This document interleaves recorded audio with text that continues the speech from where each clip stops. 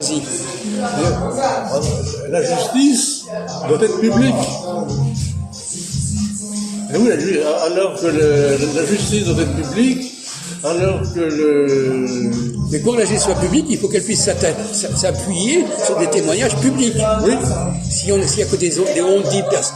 Ah oui, aussi. Si quelqu'un a fait un scandale public, il y a des tas de gens qui le savent. Ah oui. Si c'est un problème privé, ça se sait qu'avec très peu de monde. Donc la justice ne peut pas jouer de la même façon. Mais elle est obligée quand même d'accorder une trop grande importance aux témoignages privés. C'est ça le problème aujourd'hui. C'est-à-dire, j'irai même plus. La justice privée est interdite. La justice doit être publique. Oui, mais actuellement, qu'est-ce qui se passe? On a l'impression, par exemple, tous les témoignages qui ont été faits contre tel et tel leader politique, écologiste, etc. Comment tu vois ça? Parce qu'il y a contre un type de la France insoumise, contre un type de l'écologie, parce que leur femme a protesté, etc. Aujourd'hui, la justice, c'est très grave. La justice publique fonctionne à la rumeur. C'est grave. Oui. On se base sur des rumeurs et on crée des rumeurs. Oui. Pour demander justice et faire justice. C'est quand même grave. Non, mais le problème, comme tu dis, c'est qu'il y a des personnes qui sont surtout en pleine possession de leurs moyens en privé, oui, et pas en public. Et donc, ils sentent qu'il y a un barrage, là. Oui. Parce qu'ils vont être pénalisés en public, parce qu'en public, ça passe pas. Et les trucs qu'on fait en privé, ça va passer parce que c'est privé. Et donc, il y a une injustice. Et ils essayent de faire dévier la justice pour qu'elle prenne en considération la sphère privée et lui accorde autant d'importance que dans la sphère publique. Alors justement à ce sujet, est-ce que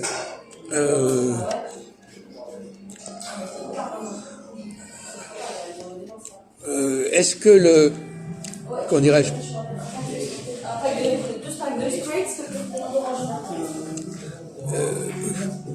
si c'est comme ça, ça tient au fait. Pourquoi est-ce que les femmes sont pénalisées en public, à ton avis?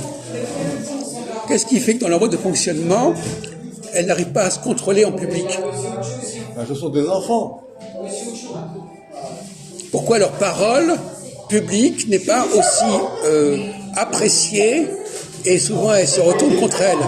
Parce que les femmes sont des enfants, c'est tout. Elles sont des enfants. C'est tout. Oui, mais c'est parce que leur surmoi dans le domaine de la parole est beaucoup plus faible que chez l'homme. Donc elles travaillent moins leurs propos et elles font des choses qui sont moins travaillées et donc ça se retourne parce que le public, c'est pas seulement le scandale. Si quelqu'un dit des choses qui sont très nulles, très médiocres, ça passera pas non plus. C'est pas simplement un problème de scandale, c'est aussi parce que il y a des gens qui sont capables de dire des choses très élaborées, et d'autres personnes qui vont dire des choses qui sont quelconques. Et le propre de nos cafés philo, c'est quand même de faire un travail de surmoi, de contrôle de la parole, de jugement de la parole. Et ce qui est intéressant, c'est que ce garçon là que j'ai interviewé tout à l'heure, il supportait pas le surmoi de la parole. Il supportait pas qu'on lui dise que ça c'était pas valable, c'était pas bon, etc. Parce qu'il voulait avoir, je lui ai d'ailleurs dit, je lui ai demandé d'ailleurs s'il était homosexuel, il voulait avoir une liberté de parole, chacun a le droit de dire ce qu'il veut, etc. Or justement, on s'aperçoit que dans notre café philo, c'est pas comme ça que ça se passe. Il y a toujours un moment donné, on dit, avec ça c'est la meilleure solution, ça c'est la meilleure formulation. Et c'est là que justement, on parlait de l'ascendant, le charisme, c'est quelqu'un qui a un meilleur surmoi que les autres.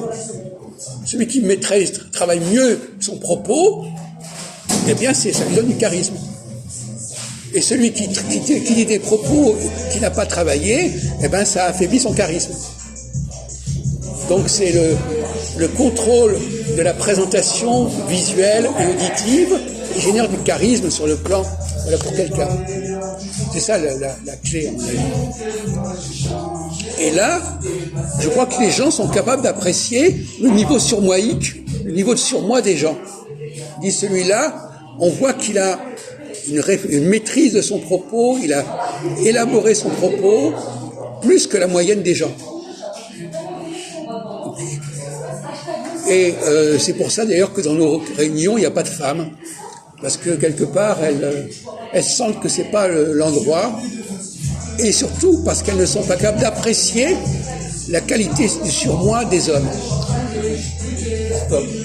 De temps en temps, il y a une femme. Mais il n'y a pas que Aude, il y a d'autres femmes qu'on voit, ça. Mais qu'on a vu, et qu'on verra. Mais c'est pas complètement un groupe d'hommes. Parce que dans les réunions que j'organisais, il n'y avait pas de femmes. Oui, non, mais je veux dire, notre groupe,